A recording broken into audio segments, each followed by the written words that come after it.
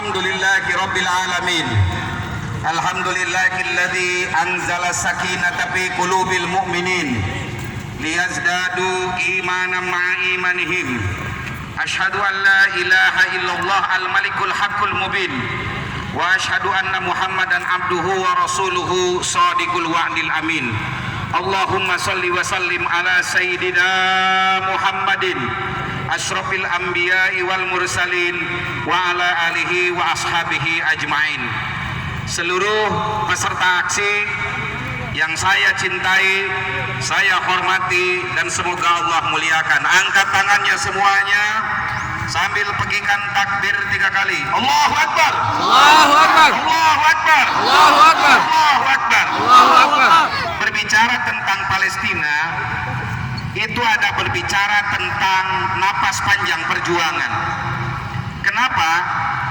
Ada begitu banyak isyarah-isyarah Allah berkaitan dengan Palestina.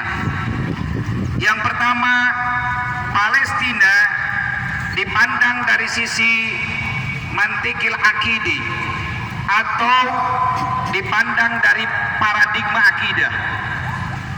Yang pertama, bahwa Palestina adalah merupakan tanah warisan para anbiya, karena mayoritas para nabi terlahir di Palestina. Yang kedua, Palestina itu terdapat masjid yang disucikan Allah di dalam Al-Quran, yaitu Masjidil Al-Aqsa. Dan perjalanan Isra Mi'raj Nabi dalam rangka menjemput ibadah yang paling utama di dalam Islam, yaitu sholat.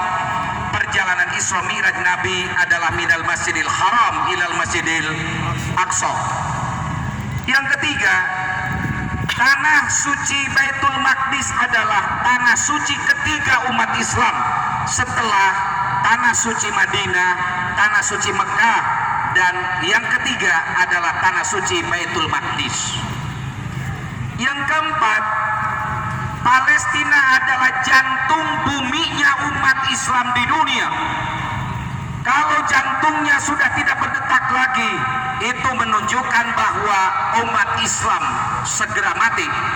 Tetapi ketika Palestina terus bergolak, Palestina menjadi pupuk subur para mujahidin di seluruh dunia, maka insya Allah semangat-semangat jihad, semangat-semangat perlawanan itu akan terus berkobar di seluruh dunia. Takbir! Angkat tangannya semuanya dan kibarkan bendera merah putih dan bendera Palestinanya. Kibarkan semuanya. Takbir! Takbir! Takbir! Yang kedua, memandang Palestina dari sisi konstitusi negara kita. Seluruh pemimpin negara Republik Indonesia itu selalu berjuang dan berpihak kepada Palestina. Dari mulai Presiden Soekarno sampai Presiden kita hari ini, mereka semua berkata tentang Palestina. Dan bahkan Muqaddimah Undang-Undang Dasar tahun 1945 mengamanahkan bahwa kemerdekaan itu adalah hak segala bangsa. Oleh karenanya penjajahan harus dihapuskan di seluruh muka bumi. Indonesia juga dalam alinea pertama menyatakan bahwa Indonesia turut andil dalam menciptakan ketertiban dan perdamaian dunia. Jadi masyarakat dunia, masyarakat Indonesia yang terlibat di dalam pembelaan terhadap Palestina adalah masyarakat yang cinta Pancasila, betul? Masyarakat yang cinta NKRI, betul?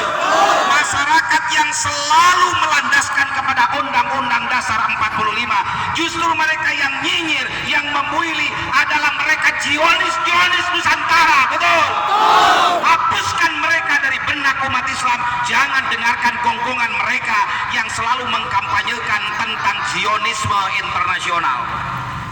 Bahasan yang ketiga dari saya, orang-orang Yahudi itu punya mimpi besar untuk mendirikan negara Palestina dari seorang jurnalis yang bernama Theodor Herzl. Theodor Herzl ratusan tahun yang lalu sudah menulis bahwa orang-orang Yahudi yang diaspora ke seluruh dunia, dan mereka menciptakan satu sejarah adanya Holocaust di Jerman, penghapusan etnis Yahudi di Jerman pada saat itu. Mereka bermimpi agar Yahudi bisa kembali membuat sebuah negara. Pilihannya ada di Malvinas, Argentina, pilihannya ada di Ethiopia, dan pilihannya adalah di Palestina. Tetapi mereka akhirnya memilih Palestina. Jadi Palestina adalah hasil mimpi mereka untuk mendirikan negara penjajah Yahudi Israel. Untuk itu, insya Allah Forum Pondok Pesantren akan membuat sebuah narasi besar, memahamkan bahwa setiap yang umat Islam mengaku di dalam hatinya ada iman dan ada Islam harus punya mimpi untuk menjadi tentara pembebas Masjid Al-Aqsa. Takbir. Apakah kita siap untuk menjadi bagian pembebas Palestina? Acungkan tangannya sambil mengepalkan tangan. Bismillahirrahmanirrahim.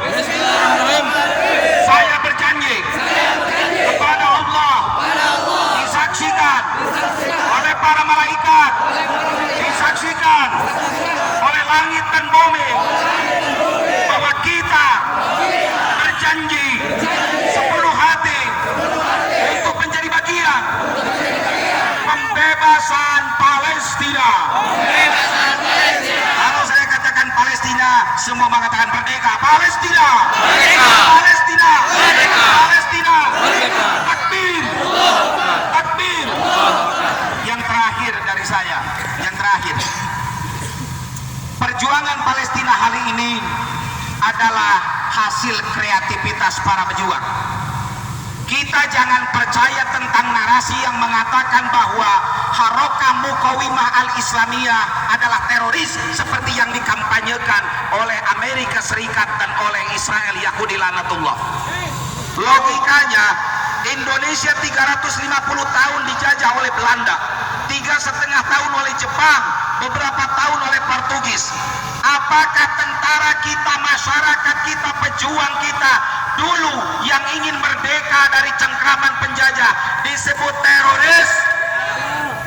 Mereka pasti oleh penjajah disebut teroris. Betul apa betul? Apakah Pangeran Diponegoro itu teroris? Apakah Sultan Maulana Hasanuddin teroris? Muhammad Toha teroris? Apakah Cut Nyadin teroris? Setiap para pahlawan bangsa yang menginginkan negaranya terbebas dari kungkungan penjajah, mereka adalah pahlawan, mereka adalah mujahid. Jangan terbawa opini yang dimainkan oleh orang-orang barat dan sekuler bahwa perlawanan di Palestina telah menyatu mereka dan mereka adalah mujahid.